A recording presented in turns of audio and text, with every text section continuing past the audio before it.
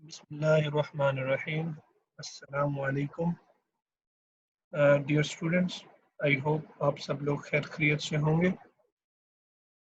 जी बेटा, आज का जो हमारा लेक्चर है वो 7th लेक्चर है फर्स्ट चैप्टर का। और इसमें क्योंकि आपको याद होगा लास्ट लेक्चर में हमने ऑर्गेनली स्टार्ट किए थे, तो आज के टॉपिक में भी कुछ ऑर्गेनलीज हम डिस्कस करेंगे, उनके स्ट्रक्चर के हवाले से, उनके फंक्शन के हवाले से। जो हमारा प्रीवियस लेक्चर था वो साइटोप्लाज्म और ऑर्गेनेल्स के हवाले से हमने डिस्कस किया था। उसमें हमने एंडोप्लाज्मिक रेटिकुलम के स्ट्रक्चर और फंक्शन को डिस्कस किया। फिर हमने राइबोसोम्स को डिटेल से डिस्कस किया था। और यहाँ मैंने आपको डिफरेंस बताया था कि यूक्रियोटिक और प्रोक्रियोटिक राइबोसोम्स में क्या डिफरेंस होता है स्ट्रक्चर वाइज। ठीक है, राइबोसोम्स का फंक्शन तो सेम ही होता है दोनों में, बट स्ट्रक्चर जो है वो वेरी करता है, तो वो मैंने आपको साथ साथ बताया था। ओके बेटा, आज हमने जिस ऑर्गेनेली को डिस्कस करना है, this one is Golgi complex. ठीक है, सबसे पहले इसकी डिस्कवरी की अगर बात करें तो बेटा 1898 में कैमिलो गोल्जी एक साइंटिस्ट थे, उन्होंने इसको डिस्कवर किया था। स्ट्रक्चर को अगर इसको गौर से देखें तो बेटा ये stack of flattened membrane bounded sacs होते हैं, यानी कि ये आपस में फ्लैट स्ट्रक्चर्स होते हैं, सैक लाइक स्ट्रक्चर्स होते हैं, मेम्ब्रेन बाउंडेड हैं। और इनको भी हम नाम देते हैं सिस्टर्नी का, जैसे कि हमने एंडोप्लाज्मिक रेटिकुलम में पढ़ा था, इनको भी सिस्टर्नी का नाम दिया जाता है। कॉम्प्लेक्स सिस्टम होता है इनका, ये आपस में इंटरकनेक्टेड ट्यूब्यूल्स, इंटरकनेक्टेड सैक्स होते हैं। ठीक है, और इसमें ये दरअसल आपने ये जहन में रखना है कि ये कहाँ से बनते हैं, कौन इनको बनाता है। तो ये form by the fusion of vesicles from the smooth endoplasmic reticulum, लेकिन इनकी सिंथेसिस जो है वो रफ एंडोप्लाज्मिक करता है, फिर ट्रांसपोर्ट ये करते हैं। इसका जो बेटा बाहर वाला फेस है, यानी कि इसका जो बिल्कुल स्टार्टिंग फेस है, आउटर फेस है, इसको फॉर्मिंग फेस का नाम दिया जाता है। ये कन्वेक्स शेप होता है। ठीक है, कन्वेक्स एंड कनकेव के बारे में ऑलरेडी आप लोगों ने फिजिक्स में पढ़ा होगा। इसको हम सिस फेस का नाम भी देते हैं, आउटर या फॉर्मिंग, यानी कि ये इमैच्योर होता है, न्यूली सिंथेसाइज होके आया होता है स्मूथ एंडोप्लाज्मिक रेटिकुलम से। ठीक है, उसको हम सिस फेस का नाम देते हैं। फिर इसका जो अपोजिट, यानी कि सिस फेज के अपोजिट साइड पे, यानी कि ऐसे ऐसे मेच्योर होते जाते हैं। ठीक है, और मतलब अपनी प्रॉपर ये पोजीशन बना लेते हैं। तो जो इसका मैचुरिंग फेस है या फाइनली इनर एंड अंदर की तरफ करके जो बिल्कुल अपोजिट टू सिस फेज, उसको हम ट्रांस फेज का नाम देते हैं। और जो कि कनकेव इन शेप होता है, आप देख सकते हैं, मैं आगे डायग्राम में भी इसको एक्सप्लेन करूंगा।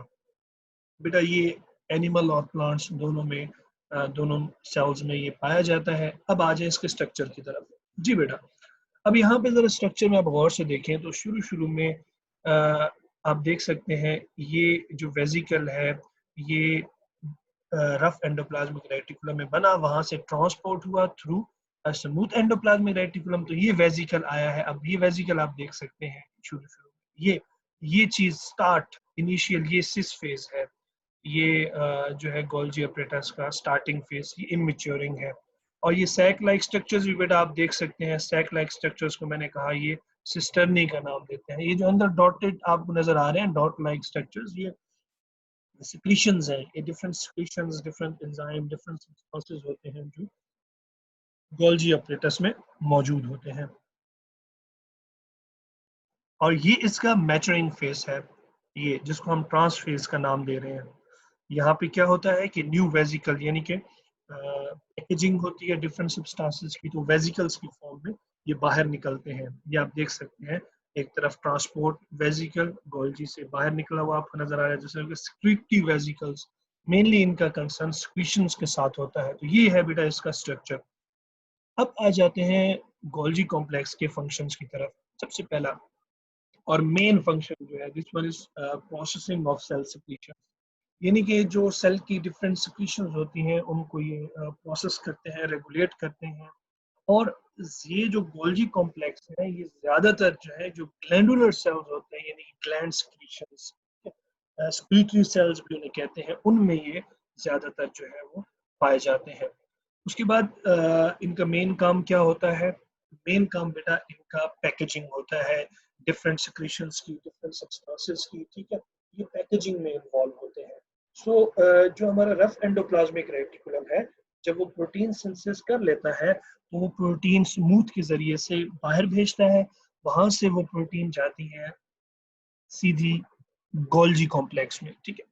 तो गोल्जी कॉम्प्लेक्स में जब ये प्रोटीन्स जाएंगे तो वहाँ इनको मॉडिफाई किया जाएगा, यानी कि प्रॉपर इनकी पैकेजिंग की जाएगी, फिर इनको एक्सपोर्ट किया जाएगा, बाहर निकाला जाएगा in the form of vesicle.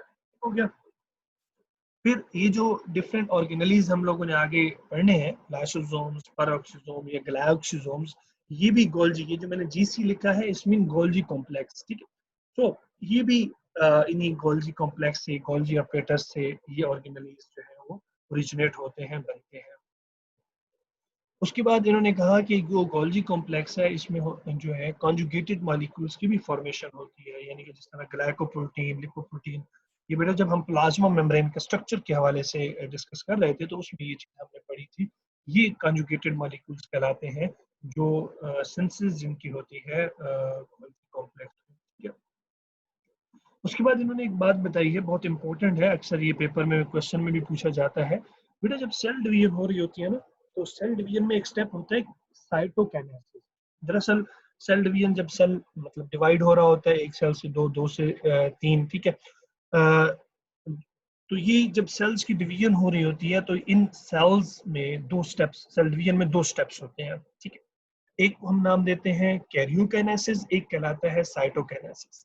Karyokinesis जो है ये पहला स्टेप होता है, इसमें होता है डिवीजन ऑफ न्यूक्लियस, यानी कि काइनेसिस डिवीजन ऑफ कैरियो की टर्म है न्यूक्लियस से। तो इस चीज को आपने जहन में रखना है, karyokinesis mean division of nucleus. Nucleus जब डिवाइड हो जाता है तो उसके बाद दूसरा स्टेप होता है साइटोकाइनेसिस, मतलब डिवीजन ऑफ साइटोप्लाज्म। बेटा जब ये स्टेप सेल डिवीजन में होता है तो इस स्टेप के दौरान, साइटोकाइनेसिस के दौरान क्या होता है कि वो वेजिकल्स, यानी कि ये जो खास मैं बात बता रहा हूँ ना आपको, ये सिर्फ प्लांट सेल्स में देखी जाती है, एनिमल सेल में नहीं, प्लांट सेल में, इसलिए ये जहन में रखिएगा। तो वो जो गोल्जी कॉम्प्लेक्स के वेसिकल्स जिनके अंदर वो सिक्रीशंस मौजूद होती है जिन्होंने सेल वॉल बनानी होती है, ठीक है? ये मेरी बात आपने गौर से समझनी है बेटा। वो वेसिकल गोल्जी कॉम्प्लेक्स के जिनके अंदर सेल वॉल सिक्रीशन, यानी कि सेल वॉल वाली सिक्रीशंस मौजूद होंगी जिन्होंने सेल वॉल सिंथेसिस करनी है, तो वो वेसिकल्स क्या होंगे, बिल्कुल सेंटर में जहाँ से सेल ने डिवाइड हो रहा है सेल, वहाँ सेंटर में ये इकट्ठे हो जाएंगे, यानी इक्वेटर इक्वेटर सेंटर में, और फ्यूज कर जाएंगे आपस में और एक स्ट्रक्चर बनाएंगे जिसको हम नाम देते हैं फ्रेगमोप्लास्ट। तो फिर जब सेल डिवाइड हो जाता है तो ये फ्रेगमोप्लास्ट बाद में कन्वर्ट हो जाता है सेल वॉल में। तो अब एमसीक्यूज में अक्सर पूछा भी जाता है कि सेल वॉल की सिक्रीशन, ये सेल वॉल कौन से ऑर्गेनेलीज बनाते हैं, तो ये आपने ध्यान में रखना है कि गोल्जी कॉम्प्लेक्स जो है ये सेल वॉल बनाते हैं। ओके बेटा, नेक्स्ट है हमारे पास लाइसोसोम्स। बहुत बहुत इंपॉर्टेंट ऑर्गेनेली है इस चैप्टर का एग्जामिनेशन पॉइंट ऑफ व्यू से, ठीक है? और ये शॉर्ट आंसर में भी आता है और लॉन्ग क्वेश्चन में भी इसके बारे में पूछा जाता है, लाइसोसोम्स। बेटा इसको डिस्कवर किया था क्रिस्टियन डी डिव ने 1974 में, ठीक है? ये सिंगल मेम्ब्रेन बाउंडेड स्ट्रक्चर्स हैं, एनिमल और प्लांट सेल्स दोनों में पाए जाते हैं सिंगल मेम्ब्रेन।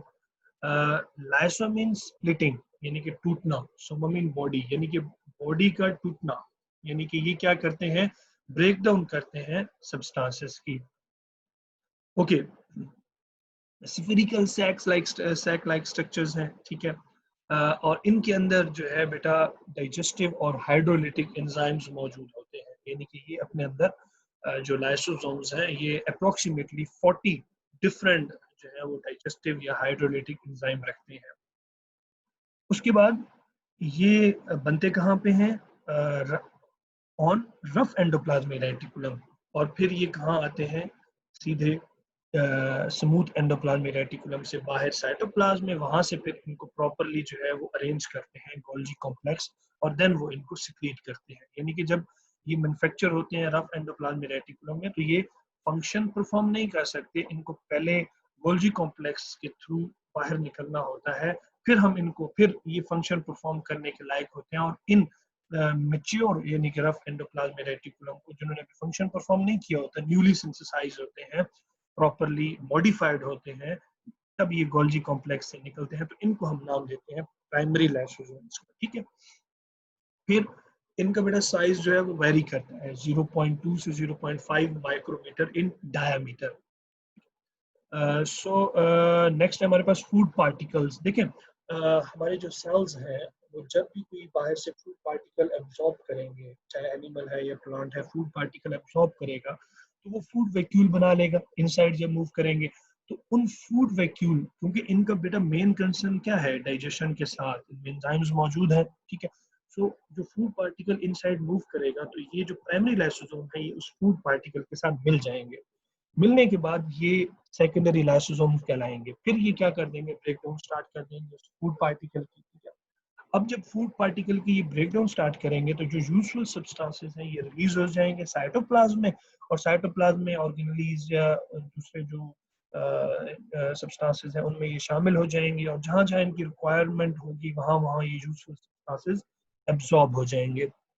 बट जो रिमेन इसमें जो वेस्ट होगा, रिमेनिंग सब्सटेंसेस होंगे, तो ये कॉन्टेक्टाइल वैक्यूल्स के जरिए से क्या होगा, ये बाहर निकाल दिए जाएंगे और इसकी एक्सोसाइटोसिस हो जाएगी, बाहर की तरफ इनको रिमूव कर दिया जाएगा। अब वो जो फूड पार्टिकल अंदर आए थे और उनके साथ प्राइमरी लाइसोसोम मिली और सेकेंडरी लाइसोसोम बनाया इनकी डाइजेशन की, तो ये है एंडोसाइटोसिस, यानी कि इनसाइड सेल हम क्या कर रहे हैं, ब्रेक डाउन कर रहे हैं, और फिर कॉन्ट्रैक्टाइल वैक्यूल की सूरत में वो चीज हम सेल से बाहर निकाल रहे हैं, तो वो क्या कहलाती है, वो एक्सोसाइटोसिस कहलाती है, कि जो वेस्ट सब्सटेंसेस है वो बाहर निकाल देती है। उसके बाद अगर हम बात करें बेटा, ये एसिडिक इन नेचर होते हैं, इनका जो पीएच है वो 4.5 से 5.0 के दरमियान जो होता है। आपको ये भी पता होगा पीएच के हवाले से बेटा, ठीक है। सो पीएच जो है बेटा इसका 0 से लेकर 14 तक स्केल होता है। 7 सेंटर में होता है जो कि न्यूट्रल पीएच कहलाता है। 7 से नीचे 0 तक जो है ये एसिडिक कंडीशन होती है, और 7 से ऊपर 14 तक, 14 लास्ट है इसमें, तो 14 तक ये बेसिक जो है वो पीएच कहलाती है। तो ये आपने बेटा जहन में रखना है। ये बेटा स्ट्रक्चर है लाइसोसोम्स का।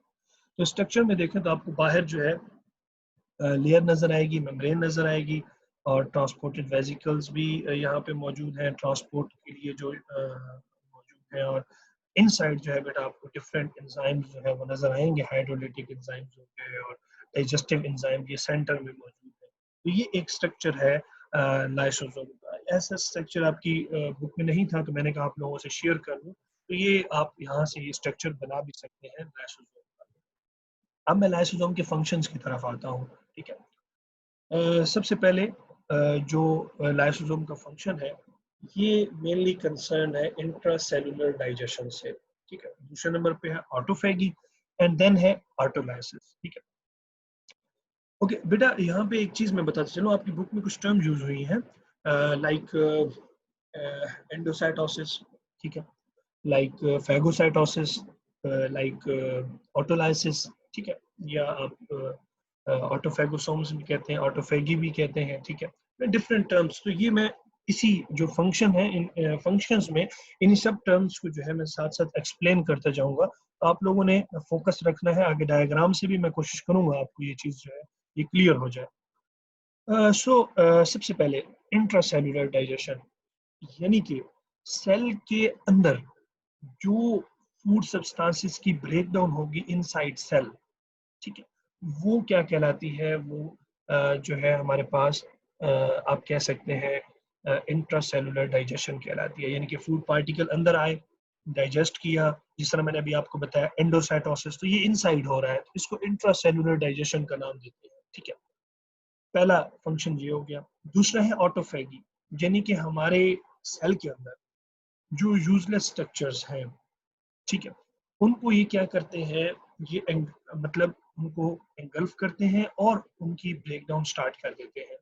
लाइक मैं आपको समझाता हूँ, होता क्या है कि जैसा कि आप लोग एक्सरसाइज करते हैं तो जब एक्सरसाइज करते हैं तो आपको एनर्जी ज़्यादा चाहिए, एनर्जी बॉडी प्रोड्यूस करती है।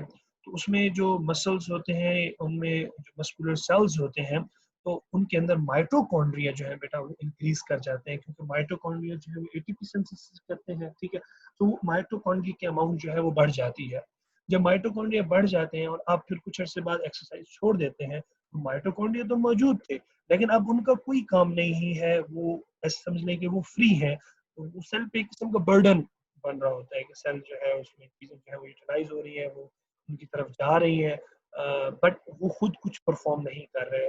तो उनको क्या किया जाता है, उनको ये लाइसोसोम्स क्या करते हैं, डाइजेस्ट कर देते हैं, उनकी ब्रेक डाउन कर देते हैं। तो उनके लिए आपकी बुक में टर्म यूज हुई है ऑटोफेगोसोम्स, यानी कि सेल्फ ईटिंग प्रोसेस। सेल की अपनी ही ऑर्गेनेलीज को खाना स्टार्ट कर देना, तो ये सेल्फ ईटिंग प्रोसेस कहलाता है। उसके बाद है ऑटोलाइसिस। बेटा ऑटोलाइसिस का मतलब है कि कुछ हमारी बॉडी के अंदर जब डेवलपमेंटल प्रोसेस हो रहे होते हैं, जब बच्चा छोटा होता है तो डिफरेंट डेवलपमेंटल प्रोसेस हो रहे होते हैं, तो उसमें डिफरेंट सेल्स जो है ना वो एक्टिवेट होते हैं। जब बच्चा मेच्योरिटी की तरफ जाता है तो फिर उसमें जो डेवलपमेंट प्रोसेस है वो स्टॉप हो जाते हैं, तो काफी सारे सेल्स ऐसे होते हैं जो अपना वर्क परफॉर्म नहीं कर रहे होते।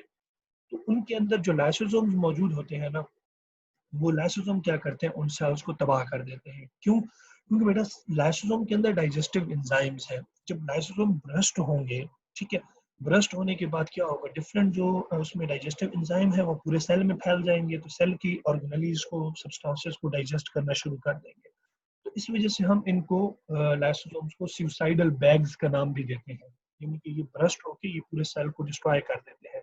अब जब सेल डिस्ट्रॉय हो जाएगा तो सेल के इर्द गिर्द जो दूसरे सेल्स मौजूद हैं वो क्या करेंगे, यूजफुल सब्सटेंसेस जो रिमेनिंग्स में उन्हें मिलेंगे तो वो यूजफुल सब्सटेंसेस को एब्जॉर्ब कर लेंगे।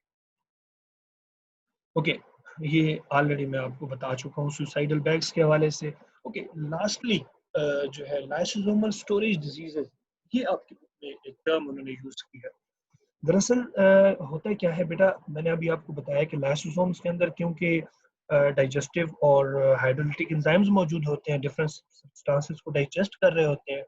और ये भी मैंने आपको बताया कि 40 अप्रोक्सीमेटली 40 डिफरेंट डाइजेस्टिव एंजाइम्स मौजूद होते हैं। अगर इन एंजाइम्स में से कोई भी मिसिंग होगा तो वो डिजीज का बायस बनेगा। फॉर एग्जांपल मैं जस्ट आपकी बुक के टॉपिक की तरफ आता हूँ कि हमारे पास एक एग्जांपल है टे सैक डिजीज की। टे सैक डिजीज में क्या होता है कि हमारे पास जो लिपिड डाइजेशन के एंजाइम है वो उस पेशेंट में नहीं होते। ठीक है, इससे क्या होगा कि जो लिपिड यानी कि वो फूड में जो लिपिड पार्टिकल उसकी बॉडी में जाएंगे, वो डाइजेस्ट होने के बजाय वो अकमुलेट होना शुरू हो जाएंगे, इकट्ठे होना शुरू हो जाएंगे। उससे फिर क्या होगा, वो उस बच्चे पे अफेक्ट होगा। सो ये दरअसल जेनेटिक डिसऑर्डर है।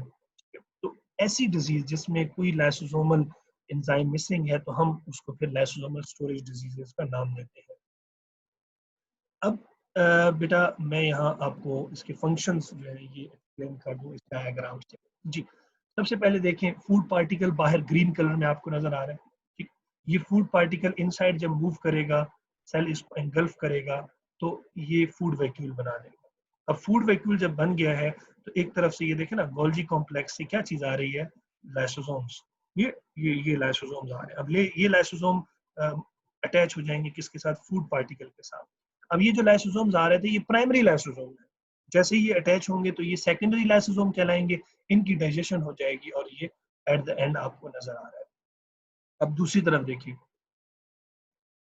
कि लाइसोसोम से इन्होंने क्या किया, जो डैमेज ऑर्गेनली या वेस्ट ऑर्गेनली है, एक्स्ट्रा ऑर्गेनली है, उनको क्या कर दिया, एंगल्फ किया हुआ है अपने अंदर। ये देखें, ये एंगल्फ करने के बाद उसकी भी ये डाइजेशन कर देते हैं। तो ये और ये भी आप जहन में रखिएगा, ये जो हमारे पास एंजाइम्स आ रहे हैं ये लाइसोसोम्स में स्टोर होके, मेन इनकी जो सिंथेसिस है वो रफ एंडोप्लाज्मिक रेटिकुलम में हो रही है, बट इनको मॉडिफाई किया जा रहा है, पैकेजिंग इनकी की जा रही है गोल्जी ऑपरेटर्स में, और वहीं से ये प्रॉपरली जो है वो एक स्ट्रक्चर बना के जो है वेजिकल बना के ये बाहर निकलते हैं। अब आ जाए दूसरी डायग्राम की तरफ। जी मैडम, यहाँ पे अगर आप गौर से देखें तो यहाँ पे आपको ये फेगोसाइटोसिस, यानी कि फेगोसाइटोसिस कहते हैं कि एक एक तो था ना एंडोसाइटोसिस, मतलब छोटे छोटे पार्टिकल्स से अंदर दाखिल हुए, फूड वैक्यूल बनाया, ब्रेक डाउन होगी, वो एंडोसाइटोसिस है। फेगोसाइटोसिस कहते हैं कि एक कंप्लीट आप ऑर्गेनिज्म को, लाइक बैक्टीरिया या कोई भी सब्सटेंस है, उसको अंदर एंगल्फ करते हो। एंगल्फ करने के बाद ऑलरेडी प्राइमरी लाइसोसोम मौजूद है येलो कलर में, ये उसके साथ जो एंगल्फ हुआ था कंप्लीट ऑर्गेनिज्म, इसके साथ मिल गया, इसकी डाइजेशन कर दी, ठीक है। तो ये देखें आप, यहाँ से आपको एक चीज क्लियर हो जाएगी। दूसरा है ऑटोफेगोसोम्स, मैंने टर्म यूज की, अपने ही ऑर्गेनलीज को क्या करते हैं, ये ये देखिए वेजिकल की शक्ल इख्तियार कर लेंगे, और इसमें जो एंडोप्लाज्मिक रेटिकुलम है ना, एंडोप्लाज्मिक रेटिकुलम जो है वो इन्वॉल्व होता है इन ऑर्गेनलीज को, मतलब एक सर्कुलर फॉर्म में ले आता है, वेजिकल की फॉर्म में, और फिर उन ऑर्गेनलीज को हम जब नेक्स्ट आगे जाते हैं तो सेकेंडरी लाइसोसोम अगेन उनके साथ मिल जाते हैं और इनकी डाइजेशन कर देते हैं। ये चीज फिर क्या कहलाती है, फिर हम ऑटोफेगोसोम्स का नाम देते हैं। यहाँ पे उम्मीद है कि आपको ये चीज क्लियर हो गई होगी। एट द एंड बेटा, मैंने टे सैक डिजीज का लाइसोसोमल स्टोरेज डिजीज में एग्जांपल के तौर पे जिक्र किया था। सो टे सैक डिजीज बेटा आप देख सकते हैं इस डायग्राम में भी, तो उन्होंने कहा कि ये रेयर जेनेटिक डिसऑर्डर है। इसमें जो फैटी एसिड्स, लिपिड्स वाले जो एंजाइम्स होते हैं वो मौजूद नहीं होते, जो डाइजेशन करते हैं, ब्रेक डाउन करते हैं। तो इसमें क्या होता है कि जो फैटी सब्सटेंसेस हैं वो बॉडी के इनसाइड जो है वो अकोमुलेट करना शुरू कर देते हैं, और उसका इफेक्ट क्या होता है, जो बच्चा है उसकी ब्रेन पे होता है, उनके नर्व सेल्स पे होता है। वो उनका जो ब्रेन है वो प्रॉपर वर्क नहीं करता, ठीक है, प्रॉपर उसमें जो थिंकिंग की कैपेबिलिटी है वो नहीं होती। उसका फिर इस ये जब चीज़ बढ़ती जाती है तो फिर इसका जो है वो नज़र पे असर होता है, और एट द एंड जो है वो डेथ भी हो सकती है। तो ये जेनेटिक डिसऑर्डर है। हाँ, इसमें जो मतलब ऐसे समझ लें कि जो ख्याल रखा जा सकता है, या ऐसे पेशेंट को देर तक जो है वो रेगुलेट किया जा सकता है, मैनेज किया जा सकता है, तो वो इन पेशेंट्स को आप वो फूड दें जिसमें प्रोटीन एंड कार्बोहाइड्रेट्स हों, यानी कि उसमें लिपिड्स ना हो या बहुत कम अमाउंट में, ताकि अगर स्टोर भी हो जाए तो वो इसकी बॉडी पे अफेक्ट ना करे। सो इसको वैसा फूड देना चाहिए जिसमें प्रोटीन एंड कार्बोहाइड्रेट्स मौजूद हो, ठीक है। तो बेटा ये तो था हमारा आज का टॉपिक। इंशाल्लाह ज़िंदगी रही तो कल नेक्स्ट लेक्चर में मुलाकात होगी। Thank you so much, and अल्लाह हाफिज़।